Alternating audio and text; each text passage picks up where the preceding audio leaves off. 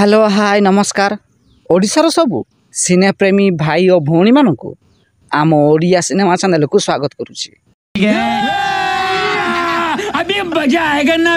आज कथा बा अनुभव महांती एवं अनुपम पट्टनायक मध्य सृष्टि होइथिबा विवाद संपर्क रे।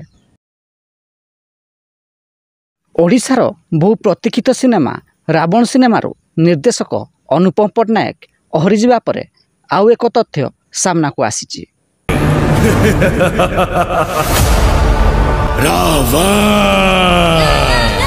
अभिनेता अनुभव महांती फेसबुक रे एक पोस्ट करिसंती। पोस्ट रे से लिखिसंती जे निर्देशक अनुपम पट्टनायक रावण सिनेमार ना परिवर्तन करिया को चाहुथिले। रावण सिनेमार ना परिवर्तन करी से अधिराज रखिया पई चाहुथिले, किंतु एहाको अनुभव महांती विरोध करिथिले।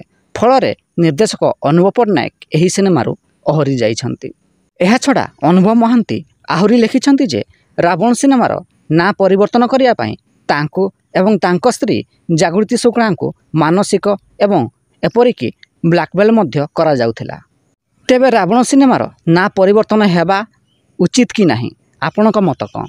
आपणक मत कमेंट बॉक्स रे निश्चिंत जणांतु एवं भिडियोटी पसंद आस्तिले लाइक शेयर एवं चैनल टी को सब्सक्राइब करंतु।